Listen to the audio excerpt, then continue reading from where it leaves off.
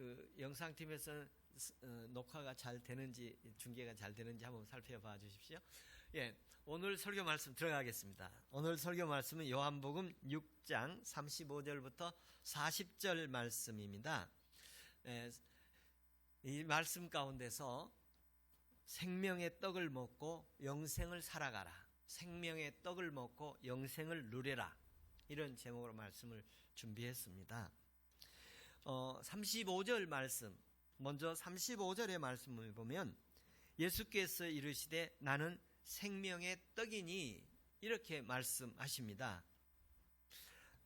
나는 생명의 떡이다, 이렇게 말씀을 하시는 내용을 보면 어떤 그 앞에 그 배경이 있는데요. 그 배경이 뭐냐면 빈들에서 보리떡 5개, 물고기 2마리로 5,000명을 먹이는 그런 표적을 행하셨잖아요.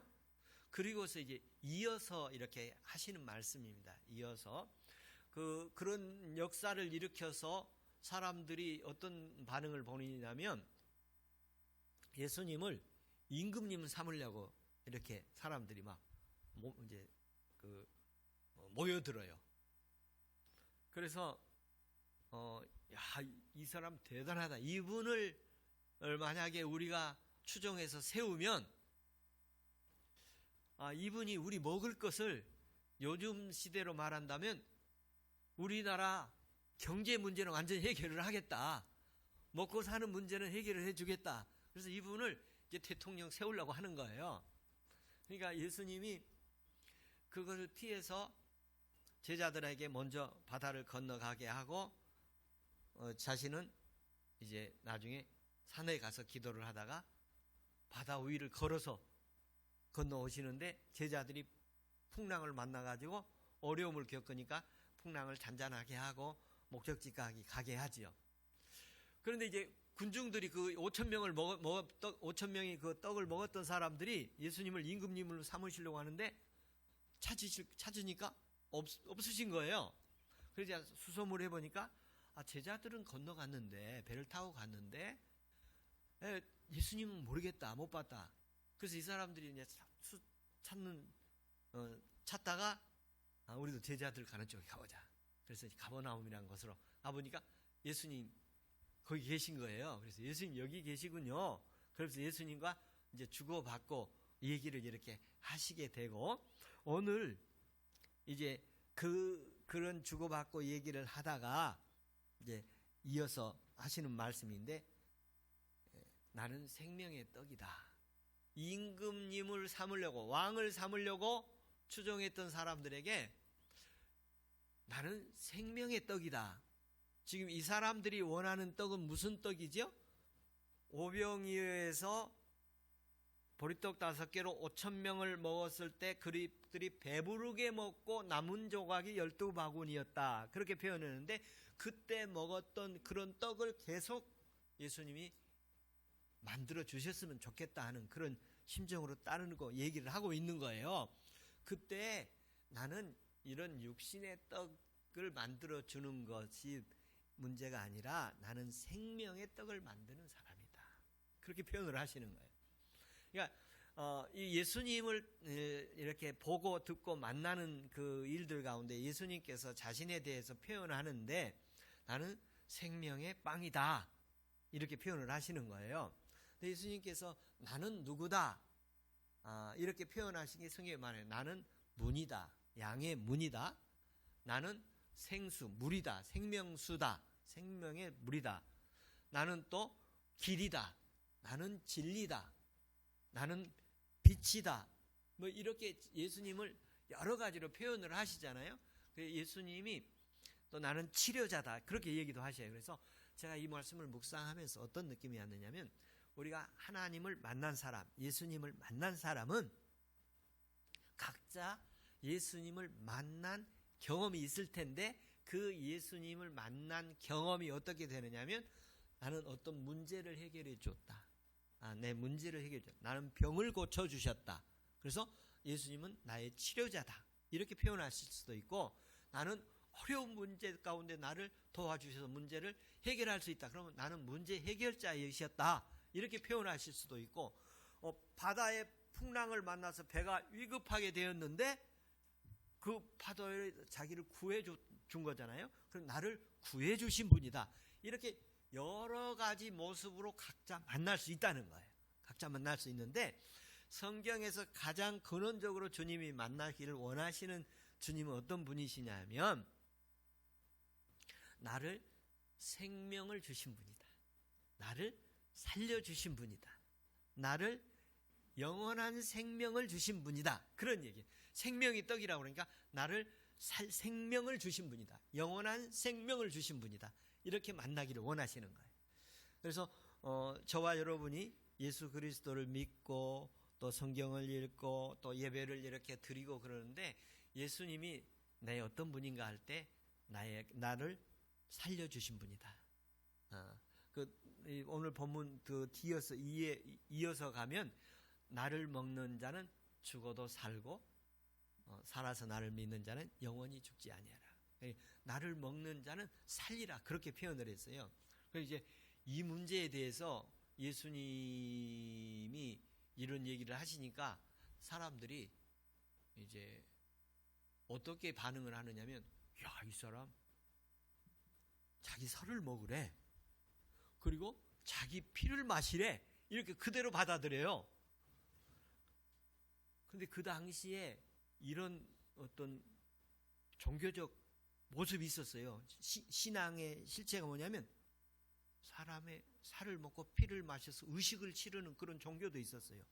그러니까 이 사람들이 반응이 아주 썰렁해집니다. 이 사람이 자기 살을 먹고 자기 피를 마시래, 그런 얘기로 들리는 거예요. 이 사람들에게는 나는 생명의 떡이다. 그럼 나중에 내 살을 먹고 내 피를 마신 자는, 이런 얘기도 하십니다.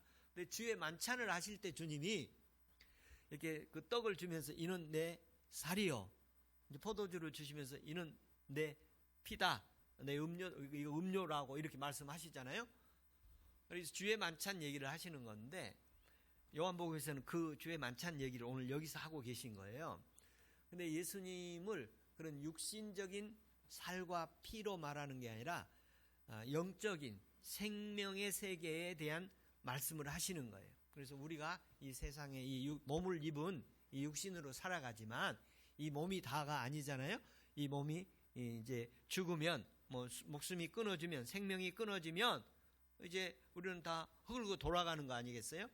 그런 것처럼, 그러면 그 다음의 세계가 또 있는데, 영원한 세계가 있는데, 그 영원한 세계에 가서 살 수 있는 생명이라는 것이죠. 그 생명의 주인이라는 것입니다. 그 생명의 주인을 여러분 믿고 있는 것입니다. 그러므로 우리는 영원한 생명을 누릴 수 있는 것입니다. 이런 얘기를 하면 무슨 반응이 이렇게 첫 번째로 오느냐면, 그건 누가 안돼. 제 어르신들 보면, 야, 그걸 누가 안돼, 가봐야 알지, 그러시더라고요. 어르신들 가운데 가봐야 알지, 누가 안돼, 그렇게 하시면서 반신반의하는 그런 모습을 볼 수 있는데, 여러분, 우리가 보이지 않아도 있는 게 많이 있잖아요. 보이지 않아도 볼 수 없어도 있는 것이 있는 것처럼 우리는 영원한 생명이 있습니다. 그리고 영원한 세계가 있습니다. 그것을 오늘 말씀하시면서, 예수님을 먹는 자는 영원히 살아나리라, 내 생명의 떡이다. 그래서 예수님을 그럼 먹는 게 뭔가? 예수님을 먹는 게 뭐예요? 예수님을 먹는 게 뭐냐 하면, 요한복음 1장에서 시작할 때 예수님이 오실 때 뭐라고 하셨느냐면, 말씀이 육신이 되어, 그렇게 표현했죠. 말씀이 육신이 되어 오신 분이죠. 그래서 예수님은 나는 진리요, 그리고 예수님께서 40일 동안 금식 기도하실 때에 마귀가 굶주려 있는 예수님에게 돌들로 떡을 만들어 보라고 그렇게 얘기하죠. 빵을 만들어 보라는 거 아니에요. 그러니까 예수님이 뭐라고 그러죠? 사람이 떡으로만 살 것이 아니요 하나님의 말씀으로 살 것이다. 그렇게 말씀하셨지. 그러면서 예수님께서 나는 뭐라? 생명의 떡이다 말씀을 하시는 거예요. 예수님은 말씀이 육신이 되신 분이고 그 말씀이 육신이 되신 분이 금식하며 기도할 때, 배고플 때, 돌로 떡을 만들려고 할 때 사람이 떡으로만 산 것이 아니라 하나님 말씀으로 살 것이라. 그 말씀이 예수 그리스도예요. 그래서 말씀이 하나님의 말씀, 지금 우리에게 이 하나님 예수님의 말씀을 기록한 게 성경이잖아요. 그래서 이 성경을 읽고 듣고 보고 계속하는 게 예수님을 먹는 거예요. 예수님 먹는 거. 그래서 성경을 이렇게 뭐 그냥 물 마시듯 먹을 수도 있고 밥을 먹는 것처럼 씹어 먹을 수도 있고 또 아니면 딱딱한 뭐 이렇게 공과류처럼 이렇게 꼭꼭 씹어 먹어야 될 수도 있고 하나님의 말씀 중에는 부드러운 말씀도 있고 또 딱딱한 말씀도 있는 거예요. 내가 힘든 말씀은 내가 지키기 힘든 말씀은 딱딱한 말씀이에요. 근데 우리가 언제나 이렇게 부드러운 음식만 먹는 게 아니라 딱딱한 음식을 먹어야 더 힘이 나는 것처럼 예수 그리스도가 생명의 떡이신데 생명의 떡을 이렇게 먹는 모습이 날마다 있기를 바랍니다.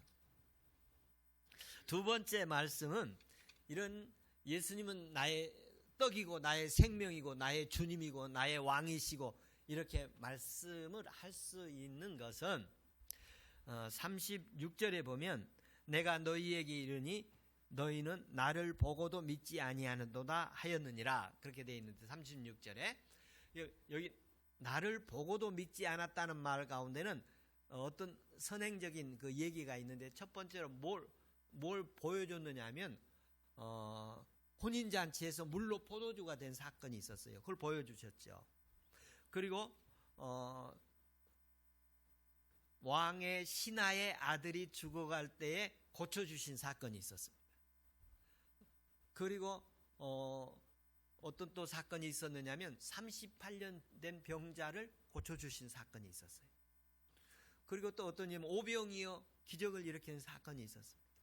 그리고 제자들이 풍랑에 배가 위험해 있을 때 주님이 걸어오셔서 영접하니까 풍랑이 잔잔하고 목적지까지 무사히 갈 수 있는 이런 기적들을 표적들을 봤어요.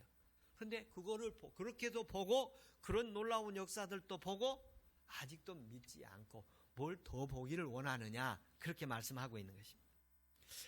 그래서 제가 이런 설교를 준비하면서 그렇게 얘기했어요.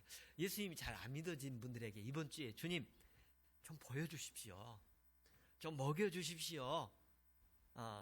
그런 기도를 하게 돼서 좀 부인할 수 없이 내가 안 믿을 수 없이 내가 예수님 없습니다. 하나님 어디가 있느냐 이런 것을 그냥 말 좀 못하게 좀 분명하게 좀 보여주시고 만나 주십시오. 제가 그렇게 기도해서 이번에 그래서 주님 어떻게까지 제가 오긴 하냐면 하다 안 되면 꿈에서라도 좀 그렇게 해주시죠. 잠잘 때 꿈을 수 없는 많은 꿈을 꿀 텐데 그 꿈속에서라도 주님이 그냥 환상으로 계시로 좀 보여주십시오. 그래서 여러분 기대하시기 바랍니다. 이번에 하나님이 부인할 수 없이 평생 잊을 수 없이 하나님을 만날 수 있는 한 주간 되기는 그 경험이 있기를 축복합니다. 할렐루야. 그러면서 어떻게 얘기하시냐면 37절에 하나님께서 내게 주시는 자는 내게 올 것이요 내게 오는 자는 결코 줄이지 않으냐. 여기에 하나님께서 내게 주시는 자가 오게 되어 있다는 거죠. 하나님께서 주신 자가 오시는 거예요. 이 말씀을 하는 초대교회 시기를 좀 살펴보면 더 쉽게 이해할 수 있을 것 같아요. 지금 이 말씀을 하던 시기가 그러니까 예수님 시대가 있었잖아요. 첫 번째 예수님 시대. 두 번째 예수님이 돌아가시고 나서 누가 사역을 계승해 가시냐면 사도들이 계승해 가시죠. 이게 두 번째 세대예요. 2세대라고 그래요. 2세대. 그리고 사도들이 이제 순교당하고 다 세상을 떠나고 그 다음 세대가 있게 돼요. 다음 세대가 그게 몇 세대냐면 3세대예요. 3세대에 이 요한복음을 쓰고 있는 거예요. 요한이 마지막까지 살아있는 사도예요. 3세대가 등장을 하고 2세대가 이제 소멸을 해가고 그런 시대예요. 그런 시대에 어떤 일이 일어나냐면 예수님을 따르던 사람들이 정부와 권력에 의해서 박해를 받습니다. 박해를 받아요. 박해를 받는데 사도시대에는 이 사람들이 그 사도들이 예수님을 뜨겁게 증거하면서 목숨을 걸고라도 지키는 신앙생활들을 하게 돼요. 그런데 박해가 심해지고 사도들 시대가 지나가고 다음 세대로 이어지면서 잘 믿는 사람이라고 생각을 했는데 교회 안에서 떠나가 있네요. 공동체, 요한의 공동체 안에서 떠나는 거예요. 세상으로 떠나는 거예요. 그때 상황에서 이게 왜 이러지? 왜 이러지? 그때 느끼는 게 뭐냐면 하나님이 이끌어 주시고 하나님이 선행적 은혜, 하나님의 주권에 의해서 선택받은 자들, 하나님이 이끌어 주신 분, 하나님이 택하신 분, 하나님이 먹여주신 분, 하나님이 보여주신 분, 하나님이 입혀주신 분, 하나님이 음료를 마시게 하신 분, 선택적 선행적 은혜라고 표현을 해요. 이거를 바울은 하나님의 주권이라고 표현을 하고 있고 요한은 선행적 은혜라고 표현을 하고 있어요. 그래서 이 부분을 제가 묵상하는데 이런 말씀이 이렇게 와요. 어떤 말씀이면 예수님을 이렇게 믿게 되는 게 성경에 여러 가지로 표현되어지는데 예수님이 이렇게 나를 먹여주시는구나. 그러니까 여러분 아이 태어나면 아이가 스스로 먹는 게 아니라 엄마가 먹여주잖아요. 먹여주니까 아이는 젖을 빨고 그냥 먹게 되는 것이죠. 이렇게 먹여준다는 말이에요. 그러니까 그 말을 성경에서는 어떻게 이제 대표적 칭호를 어떤 용어를 쓰느냐면 너희가 나를 믿으면 그렇게 표현했어요. 믿으면. 그러니까 믿는다는 말이 우리가 이렇게 여러 의미가 그 안에 담겨 있습니다. 이 믿는다는 말을 크게 한 3가지 정도로 표현할 수 있는데 영접하는 거예요. 받아들이는 거예요. 그분을 받아. 그래서 요한복음 1장 12절에 보면 영접하는 자 곧 그 이름을 믿는 자들에게는 하나님의 자녀가 되는 권세를 주니까 믿는다는 것은 그분을 내 마음에 받아들인다는 거예요. 그런데 이걸 내가 받아들여지는 게 아니라 하나님이 나를 받아들여지도록 예수님을 내 안에 들어오도록 역사를 하신다는 거예요. 그리고 요한복음에 보면 계시록에 보면 문 밖에서 두드린다고 그랬죠. 그 두드려서 문을 열면 내가 들어간다고 그랬잖아요. 그 가운데서 주님이 와서 두드려서 오셨습니까? 감사합니다. 받아들이기만 하면 되는 거예요. 그래서 나 영접을 하면 그런 얘기예요. 그리고 이 믿음이라는 말은 신뢰하는 거예요. 신뢰. 믿어지는 거예요. 믿어지는 거예요. 신뢰. 저는 신뢰합니다. 우리 권사님들을 신뢰하고 우리 집사님들을 신뢰합니다. 우리 믿음의 가족들을 신뢰합니다. 이 신뢰하는데 영접을 하지 않을 수도 있어요.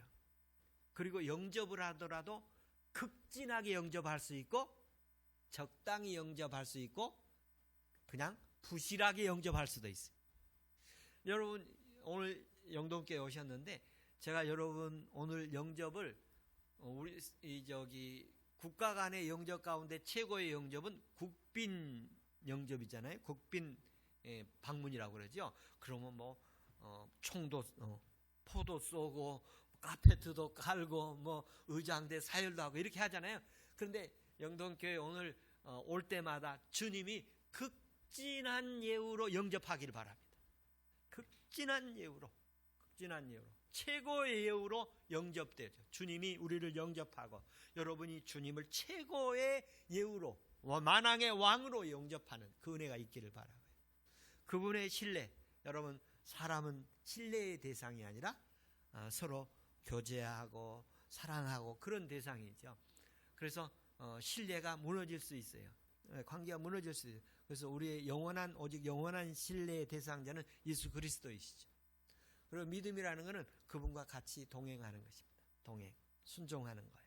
그분과 같이 그분과 같이 가는 거예요. 그런데 성경을 이렇게 보니까 이 부분을 여러 모습으로 설명을 했는데, 제가 이 금주간에 아주 제가 이 부분을 보면서 제가 이렇게 뭐라고 그럴까요? 눈이 떠지고 정립이 됐다고 그럴까요?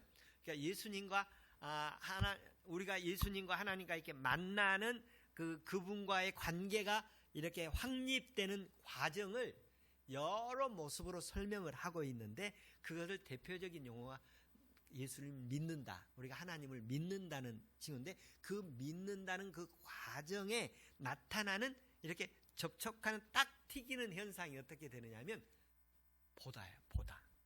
그 본데 우리가 예수님을 보게 된 거예요. 십자가를 보게 되고, 여러분 이게 본다는 것은 보고서 알게 된다는 말인데, 우리가 알게 된다는데, 십자가를 보면 저게 내가 제가 초창기에 주일학교 어린아이가 십자가를 보더니 더하기라고 딱 그러더라고요. 이 더하기 십자가가 더하기잖아요. 그걸 더하기라고 그러더라고요. 그게 그 아이의 그렇게 알고 있는 것이죠. 그런데 우리가 안다는 것은 십자가 그러면 예수님이 나를 위해서 피 흘려 돌아가신 그것을 상징적으로 하고 있는 것이, 우리는 십자가 그러면 예수님이 나를 위해서 피 흘려 죽으신 거, 저기가 돌아가셨지, 그렇게 의미로 느껴지는 거예요. 그러니까 하나님이 깨닫게 하시는 것으로 알아지는 거예요. 하나님이 알도록 하시는 알게 됨을 아는 것이에요. 그래서 그것을 보다 알다. 근데 하나님이 알게 하시고 하나님이 보여주시고, 그걸 이제 전문적인 용어로 하면 계시해 주신다. 그런 얘기예요. 안 보이던 것을 보이게 하고 몰랐던 것을 알게 하고, 이렇게 계시해 주는 거예요. 그런가 하면은 수고하고 무거운 짐자들아 다 내게로 오라. 그러면 내가 너희를 쉬게 하리라. 그러니까 오라, 그렇게 오라고 하셨잖아요. 그럼 쉬게 하신다고 그랬어요. 그리고 오라, 그러면 너희가 보리라, 보여지게 하신다고 그랬어요. 이런 것들이 예수님과 만나는 장면의 과정들이에요. 그러니까 예수님이 보이게 되고, 예수님이 새롭게 보이고, 하나님이 보이게 되고, 천국이 보이게 되는 거예요. 그래서 희망이 보이게 되는 거예요. 그것을 입고, 그런 또 얘기가 있어요. 예수님께서 비유로 하신 말씀인데, 예복을 입지 않은 자에게 모든 잔치에 초빙을 했는데 사람들이 안 오는 거예요. 그래서 아무나 오라고 그랬어. 왔어요. 그 가운데 그 중에 한 사람이 예복을 입지 않았어요.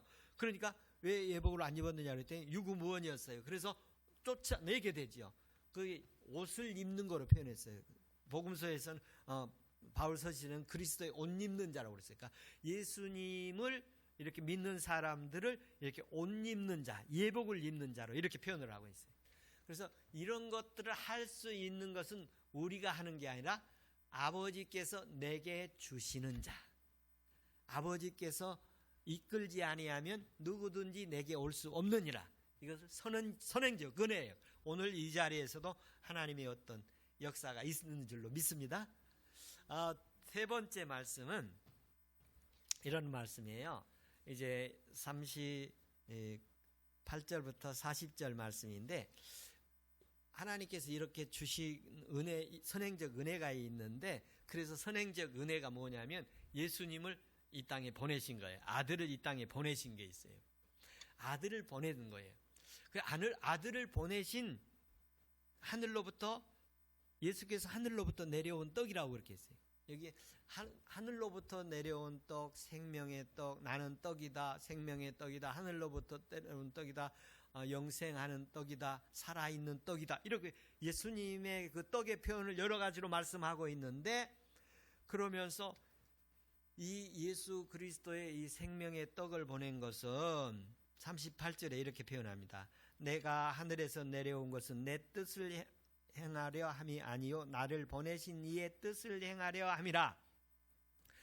하늘에서 내려온 떡인데, 이 내가 하늘에서 이렇게 내려온 것은 내가 나를 보내신 이의 뜻을 이루려고 하는 거다. 그래서 세 번째 제목을 제가 아들을 보내신 아버지의 뜻, 아버지의 뜻이 무엇인가를 살펴보려고 합니다.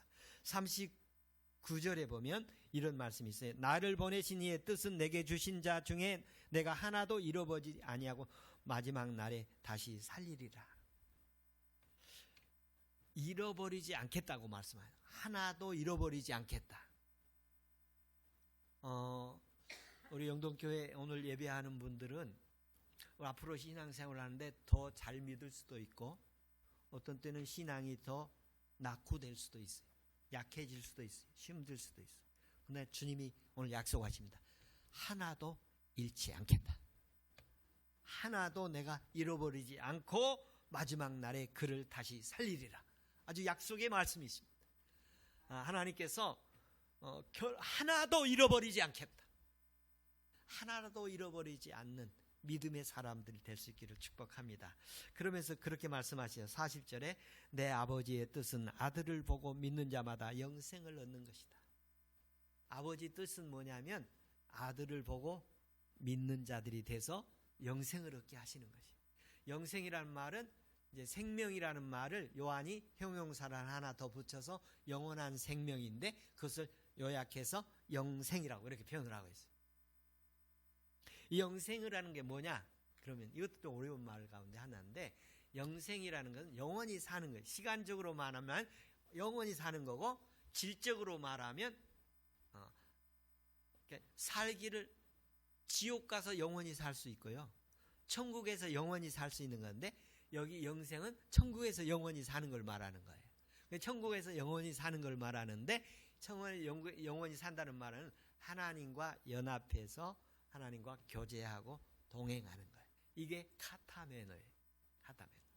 주님과 연합하고 주님과 교제하고 주님과 동행하는 삶을 살아가는 거예요. 그러니까 천국이